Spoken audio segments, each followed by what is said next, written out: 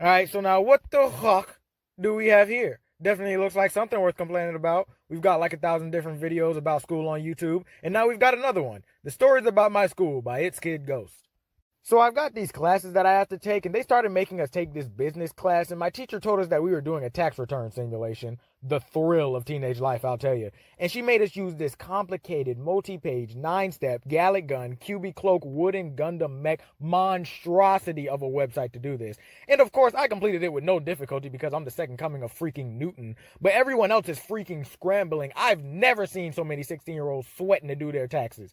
But now I got people asking me questions about how to do it, and I'm like, dog, it's beyond your mortal understanding. The vast cosmos of the myth that is the TurboTax website is too incomprehensible for your decomposing, unadvanced human minds to even conceive this fourth-dimensional website. So what do? Just press the green button right there.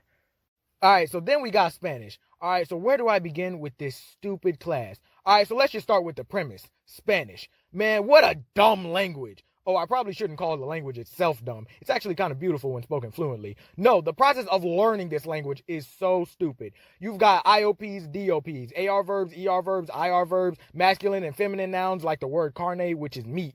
You would expect carne to be masculine, but no, it's a feminine noun. Okay, fine, sure, whatever. Then we got my teacher, who is legitimately hilarious. ¿Cómo se dice you are funny in español?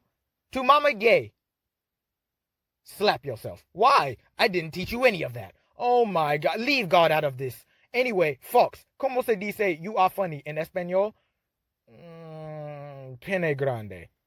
Sped. You just call me a sped? You know what you all have to study. Get to work. Tarea tonight, pray about tomorrow. Skip over to my English class, and it's pretty normal, other than my teacher. Good frick, let's start with her. She's one of the most verbally aggressive women I have ever met. And she's one of those feminists, and when I found that out, I was like, crikey, we found one in the wild, mates. She and some guy in my class were talking about the Joker movie narrative, and she said, well, I think it's less about the complexities of mental awareness and more about the domination of white male power. I've never seen the Joker movie, but I'm almost 90% positive that it's not some metaphor about white male power. I don't know if you noticed this, but the Joker is a white male. And again, I've never seen the Joker movie, but I'm sure actually, as a matter of fact,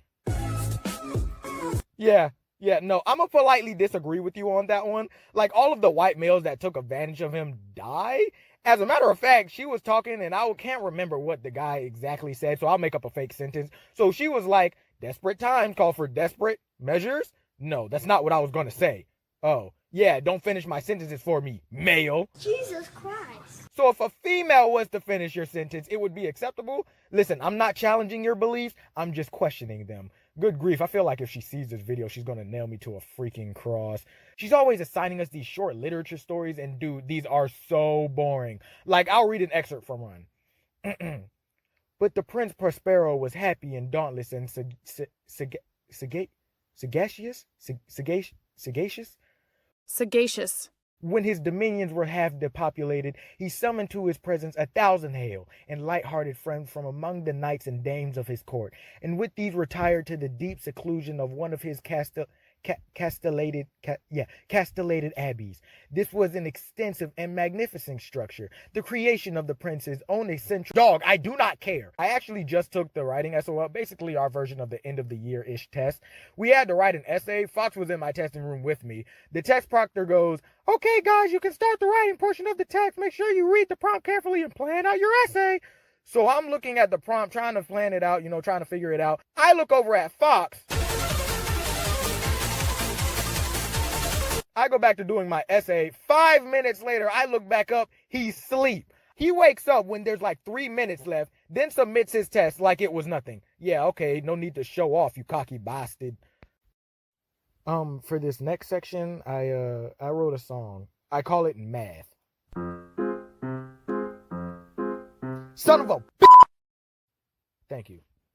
Math is the dumbest class after you graduate middle school. Everything in the subject of math is inconsequential after middle school unless you want to be like an engineer or something. And don't tell me that it'll help me in the real world because we're learning about imaginary numbers. Imaginary numbers represented by an italic I. All right, so let's run through all the types of numbers we've learned straight from kindergarten.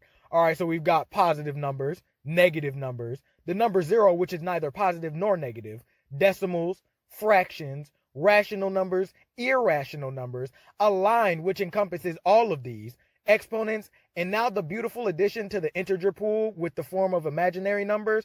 I mean, we got like every single variable in the universe at this point. Like, think about how many equations you've solved, how many problems you've figured out, how many scenarios, multi-step, PEMDAS, fractal, fourth dimensional, tesseract crap have you done in math class. I don't need any more of that, and now freaking endless amounts of it are going to be everywhere. I am tired of math class.